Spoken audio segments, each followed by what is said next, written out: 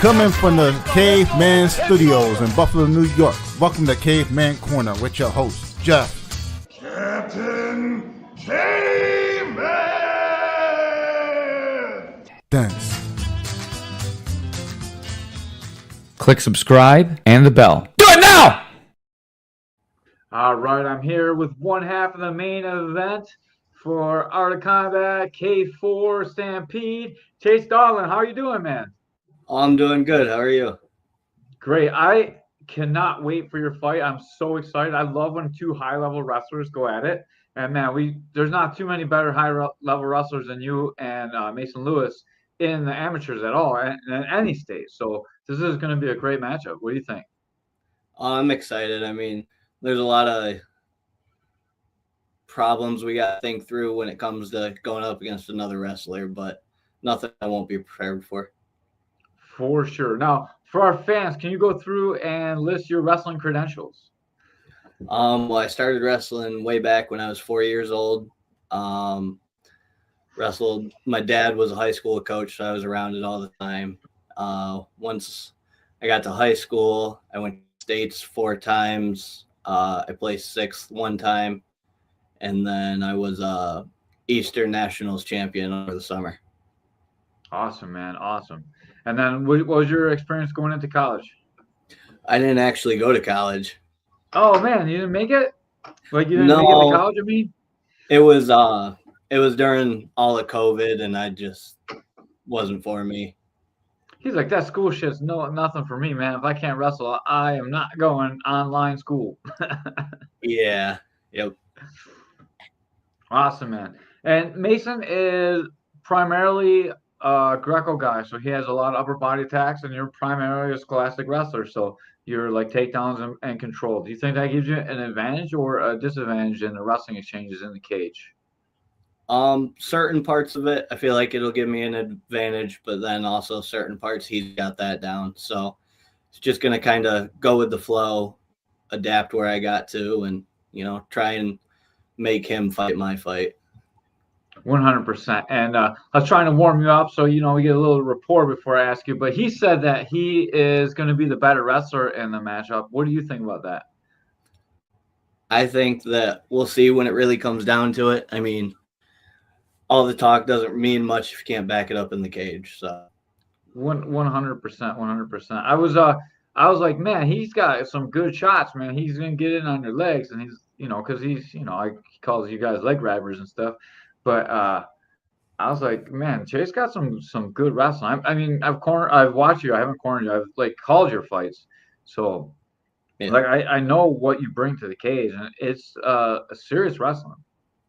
Thank you.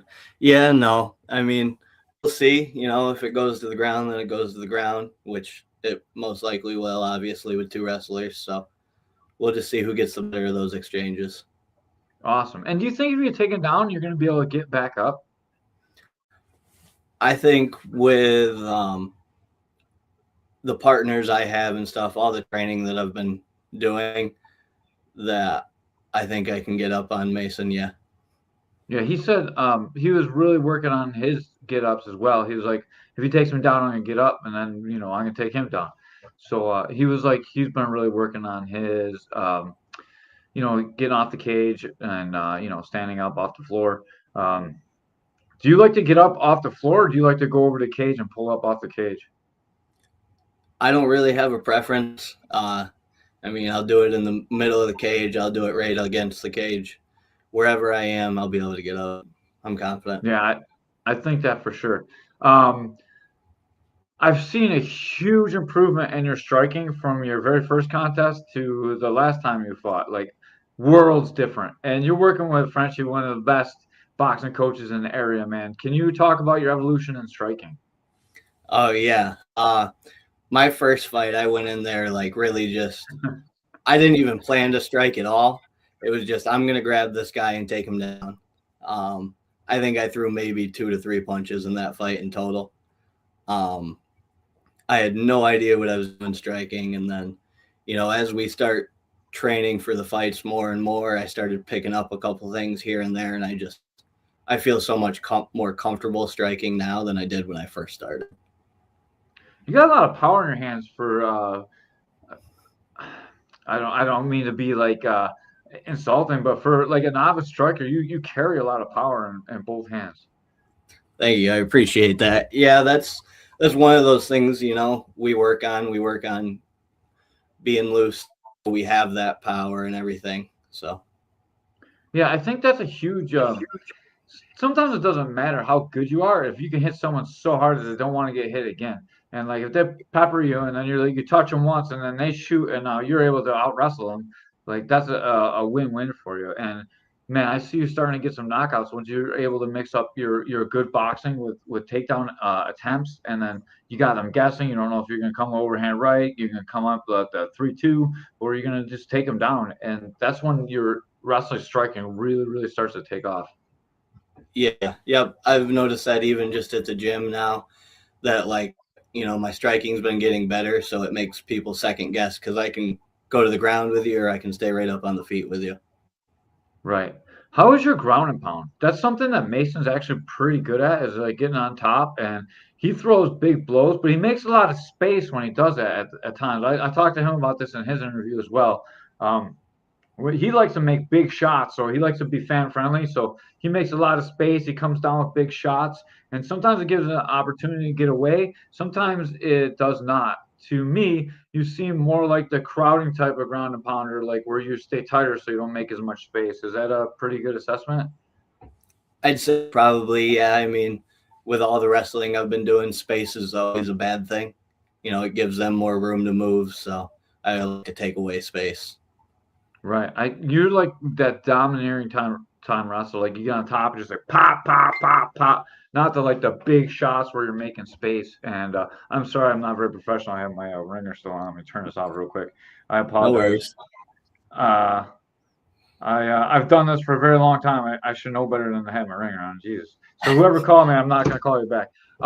Anyways, uh, I lost my train of thought. But you're like more of the dude, like just the hammer fist rather than like the really coming back, putting your hips in and making a big strike. So it's like you're gonna be on top and you're gonna wear them down. That's kind of like your game plan. Yeah, I mean, those hammer fists, you throw them right too. They do a lot of damage. So I mean, Oh no, for sure. They're heavy too.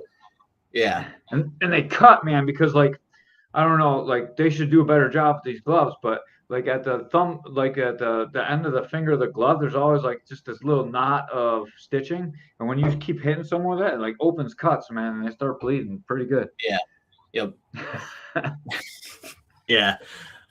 I've seen that a couple times happen with those MMA gloves. You just start hammer fisting and it cuts them open because that little spot right there. Yeah, same thing. Like when you go around, you whack them with your knuckles instead of the pad too. Like those are always good shots too. I'm sure you know all about that. That's kind of seems like a just a mean crossface, but Yeah, yep. it's kind of what I love. Are you doing any coaching? I coach the youth wrestling team we have at Fifth Round. So right now that's what I'm tied up in a lot of. Outside of there, I help every once in a while. I'll go to the Corning rugby team, help with them and stuff like that. Yeah, that's awesome, man. I just went to Sweet Home. Pat Mix was in town, and Don Lilly was having a dual meet at Sweet Home. It's close to my gym, and I went out there and I watched some of the guys from Sweet Home come and train with me, and I watched them kick butt at the Sweet Home tournament. And man, I miss wrestling so much. I haven't been at a wrestling match or tournament or duel in so long. I went back. I was like, oh my god. And it's so different with the 3-point takedown. I haven't watched any wrestling with the 3-point takedown, and man, is the wrestling world's different now. It makes it so much more high paced because you can come back a lot quicker, so you can't slow down once you get ahead. It's Yeah, crazy. it was so crazy. I saw some overtime matches, like just everything that makes wrestling so great. And man, New York is doing an awesome job. Sweet Home's doing an awesome job. It was great to see Pat Mix. It was great to see my guys. Shout out to Tyler and Ollie. They did an awesome job in the tournament. Tyler went 7-1 or 7-1 at the duels out of 8 matches, dude. That's pretty good for it's 15, Yeah, man. Like nice, that's nice. crazy, dude. Yeah, Yeah, that's awesome. I for always sure. love watching good wrestling. I went and actually yesterday I went and watched one of the high school kids that comes to the gym during the summertime. They had a tournament, so I went and watched a little bit of that. really gets you pumped up to go compete yourself too. You know, like I might actually be hopefully I'll be jumping on the card in a charity grappling match with you guys at this card. So like There it you go. really made me pumped up, and I'm all excited. So hopefully it works out, and I'm able to get in the cage myself Sunday. So I'm looking or Saturday, I mean. So I'm looking forward to it. And man, watching wrestling really got me pumped up. I'm sure you're raring to go too. You've been probably coaching a lot of youth tournaments right now. It's 'tis the season. Yeah, we're starting to get there. I mean, it's just lots of practice right now. There's been a couple of them, and you know, I'm kind of, my head when I'm there, I'm thinking about wrestling, but I'm also thinking about the fight. So it's just kind of, For sure. It'll be out of the way soon, man. How's the um, weight cut going? We're like 5 days out from what is it, Sunday, Monday, Tuesday, Wednesday, Thursday. Yeah, we're 5 days out from the weigh-ins. How's your weight? oh, it's good right now. I feel amazing. No problems with the weight cut at all. That's good. It looks like Mason cuts a decent amount of weight, but he always makes it no problem. So I'm sure you Yeah. guys will both be very professional on the scale. Um, Yep. you guys are both wrestlers. Wrestlers are good at making weight. How about these guys, man, that come out and they miss weight by like 5 pounds or like 6 pounds? Like sometimes it's crazy, like how bad these guys are at weight cuts. Yeah. No, I couldn't imagine that. I mean, in high school, I missed weight once or twice, but you know, now that I've gotten it down, it's not, your body, you should be able to make it, when you got to make weight. It's just kind of, Yeah. you got to put the There's work in. there's not too much excuses to miss by 5 pounds. That's like a pretty big miss. Yeah. Not five Like pounds. I did not miss by that much. no, you miss by like you're over like 5/10 or something, like you get it, go spit, Yeah. like Yep. running out for the next hour, you're good to go. Sometimes scales are a little bit off, but man, some of these guys and amateurs they miss by quite a bit. Or they're Yeah. like 2 days out, they're like, how about we add like 8 pounds to the weight? Like after the guys already cut. That's another rough thing in amateurs. Yeah. No, it's crazy. No, Have you had a guy miss weight on you yet? no, no, I haven't. Would you still take the fight? Sometimes I wonder, like, man, it depends on how hard the guy's hurting the cut. Like if he's just like, Psh, I ain't making weight, or he's like, I'm not making weight, and about dead. Would you take Yeah. the fight if a guy's like way over, or would you probably turn it down? I mean, that's probably more of your coaches than you, but like you personally, Yeah. what would you think? I'm not really sure. I mean, like, it depends on, if the guy's actually trying and stuff like that. Obviously, I'd shoot a call to John, talk to him about it, see what his thoughts on it are, and just kind of go from there. Yeah, it's probably opponent dependent, but sometimes I'm like, man, I wish these guys would just say no. Like you missed by that much, I don't want nothing to do with it, man. Like it's not worth it. But then you sell tickets and you got people coming, so you feel like kind of on the hook a little bit to still perform. And Yeah. you just train for like months. Yep. That's Yeah. the worst part. I think some of the guys do that on purpose, man. They're like, I know this guy wants to fight. It's his hometown. He sold a lot of tickets. I don't really got to make weight. I can just skate in. And I feel like that happens more and more now than it used to. I don't think that ever used to happen. That I Yeah. I remember think when I've I was seen fighting. like one or two at probably each of my last couple fights, at least one or two guys missing weight, and they still fight. So, Yeah, that's stupid. Who do you think is going to be the better striker in your fight, you or Mason? um, I think different parts were very different with the way we strike. I feel like, so I think I got a little bit here, he's got a little bit there, but overall, I think I got it down a little bit better than him. I think you carry more power, and I think you are faster in the close range, like when you guys are like in a real close boxing range, like almost like where you would be shooting. I feel like so far, I'm not saying that this is what's going to happen in the fight because obviously you continue to evolve. He moves better punching. So like when he's punching and putting his strikes together, he moves his head, he gets out on line. You're kind of still like in that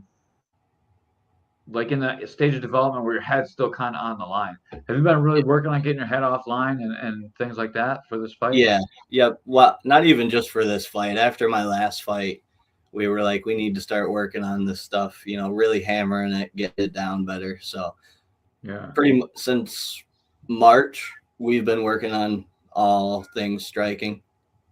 That makes a lot of sense to me. And man, I think some of the reason why it hasn't been a real problem for you yet is you hit so goddamn hard that people don't want to hit you. They'd rather get out of the way of the punch than hit you. But I want you to be a completely evolved fighter, man. And you're fighting for the title, so that means a huge thing for K4. Yeah. Yep. Yeah. No, we've been working on that. So I think, you'll see a different person when I'm striking. Yeah, for sure, man. I can't wait. Like you evolve every fight, so I'm sure that you're gonna have a great evolution. I'm sure you don't want to like talk too much about the game plan for fighting with Mason, so I don't want to ruin it for you. But just putting my 2 cents in for the fans and for you guys, like how I see Yeah. the fight break it down. Because to me, this is one of the best fights that K4 has put on for a really long time.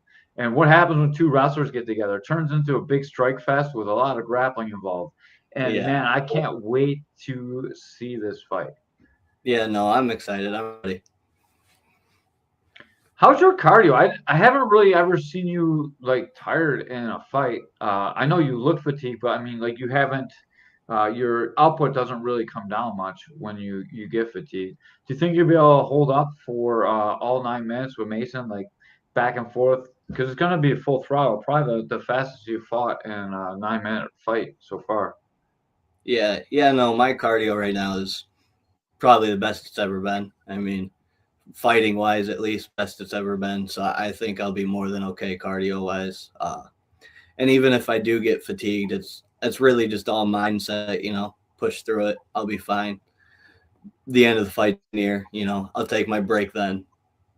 Yeah, I see that in your performances that I've watched so far, like I see that the moment of fatigue hits you, and you can tell like what a person's made of when that hits, because they either just like they exhale and they just start going harder, or they're like and they take a step back. And I've watched Yeah, you every time that moment comes in the fight, you're like and you pick it up, man. And Mason's the same way, so I'm really excited. Like conditioning's there, wrestling's there, striking's there. This has the makings of fight of the night for sure. yeah. No, I mean, I know his cardio is going to be good. Mine's going to be good. So it's not really. I think both of our cardio is going to last the whole fight. So it's not going to come down to that. Yeah, that I can't tell you like how many fights I watched that like start out like a banger and then like the third round they're barely holding each other up. But that's not gonna Yep. happen with you guys for sure. Yeah. No, we'll both cardio wise, we'll both make it all the way through for sure. Can you kind of break down what your training is like and what you do? Like I know you said that you coached for the kids. Yep. What else do you do besides for training, and how's that work into your training schedule? Um. Well, so I work nights, so I get off of work and then go sleep, or once I'm done training, go to work, however you want to look at it. Um, then I'm at the gym on our short days, 2.5 hours. A little bit of grappling, a little bit of striking, go coach wrestling. Then on our longer days, what, 3, 4 hours, get a little bit of everything in, spar a couple times a week, stuff like that. How much strength and conditioning do you do? You do it in the gym? Do you do it out of the gym? What are you doing Uh, for like yeah, lifting and running and stuff? yep. I show up a little bit early to the gym, and because the gym's amazing. We got everything there. In the back, we have a back room that's got weights and a treadmill and a sled and all that stuff. So I show up, a little bit early right now during fight camp and stuff. Um, Go get all my cardio in, do a little bit of lifting, so, and then get right into training. That's a great advertisement for Fifth Round Fitness. If you guys are in there, and make sure you go check it out. Chase Daudelin's there. He'll walk you through it. He'll take you to the weight room and get you pumped up, and then he's going to beat you up. Yep. Yeah. No, the gym we got. We got an upstairs, a downstairs, and then back in the back with the weights and all that stuff. It's just great atmosphere and everything. Great people.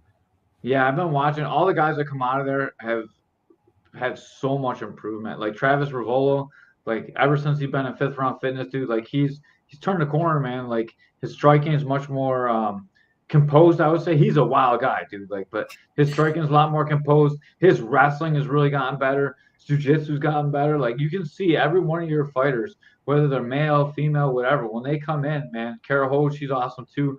Like when you guys really get on with a fighter, they just continue to improve. No matter what level they're at, they get better every fight. And if I had to say one thing about Fifth Round Fitness, that's the best thing I could say about them. Yeah, no, I mean, it's great. We got John, we got his dad, and then all of us fighters, we all help each other. So it's a great atmosphere. We're always all trying to make each other better, and it shows. So All right. Well, we're having the fight very soon. So if you want to get tickets, make sure you go to Articom. Man, let me bring up the thing. I got it saved here. I might bring up the wrong one. I'm sorry. It's too small to see here. Jeez. Is this it? No, that's not. I'm sorry. I'm posting in here anyways. When you go to Art of Combat, make sure you put K4 Daudelin to make sure that you get credit for the ticket, right? We want to make sure that you're getting credit for the ticket sales, or if it asks you for the fighter, make sure you pick Daudelin. I can't remember which way this one goes. I think it asks you to pick the fighter on this one. Yeah. So if you don't know anyone, you're getting tickets, make sure you click on Chase because Chase is worth it. Came on the podcast, so we want to make sure that you guys are giving him some cash. Doors open at 5. Fights start at 6. We're at the Bison Mud Ranch. It is gonna be a killer show. Hopefully, I will be competing as well. I got a couple guys on the card myself. I should be commentating as well, I believe, and it should be great. It's going to be on the pay-per-view. Do you have a prediction for the outcome between you and Mason, like round and method of finish? Or you don't have to do this if you want to, but I got to ask everybody. Yeah, no worries. That specific, no, but I think I'm going to come out with my hand raised and the belt around me. So You're going to come out with the belt. Either way, you're not sure if it's decision, submission, KO. Yep. Do you think you could submit him? Do I think I could? Yeah. How's your grappling? Your actual submissions? I haven't. Like you're such a physical specimen. I haven't really been able to tell how good of a grappler you are since, like, no offense, you've been manhandling people once you get on the ground. I mean, we got guys that are a lot bigger than me that, you know, come roll around in the gym with us, and I stick with them pretty well, submit them here and there. So I think, you know, my jiu-jitsu and grappling is pretty high level. Yeah, for sure. Mason's got some pretty good high-level triangle escapes. He's going to tickle your foot and all kinds of stuff. Did you see that? Yes. Yep. Against Tim. Yep. So you might want to wear socks or something for this fight. I'm not sure in case you don't want your toes tickled. Yeah. You know, crazy things can happen in there. Yep. I remember watching the fight. Yeah. Before we get out of here, man, do you have any sponsors to thank? Anyone else that helps to support you or donates money to you? Or if not, let's chase some sponsors. I got one, yeah. M&G Excavating. It's a family-owned business. Guys that I know. They do a little bit of everything, and they probably got the best guys around to do whatever it is you want to do. I mean, landscaping stuff, whatever it is, they got the guys. That's awesome, man. I work at OSC and we fix excavators and bobcats and like dump trucks, whatever you need. Like we can hook you up there too. So maybe we can get some dual sponsorship going on. I don't make any money from there. That's the company I work for. So screw them if they don't want to help your guys out. But yeah, it's crazy. It's such a small world. I got to thank Integrity Martial Arts. Once again, I thank K4 for letting Caveman's Corner get all you guys on to talk about the fights. Don't forget the fights are this Saturday, the Bison Mud Ranch in Savona, New York. It's a bit of a hike for guys from Buffalo, but, man, if you're in Rochester, it's worth the drive. It's going to be great fights. Chase Daudelin, Mason Lewis is our main event. We got pro fights on the card, and that's still the main event. That's how good this fight is going to be. Even the promoters think it's going to be that good. So don't you guys miss it. Yeah, this one's real nice and close to my home, too. So I don't got to travel for this one. Awesome, man. It's going to be Chase Daudelin's hometown. All kinds of fans. It'll be awesome. Yep. All right, man. Thank you so much for your time. And with that, we're out of here, guys. Peace. Fight soon. Thank you so much for coming out on Fight Week. I really appreciate it. I know what a pain in the balls it is to do anything while you're cutting weight. No worries. Yeah, no. Thanks for having me on. Yeah, no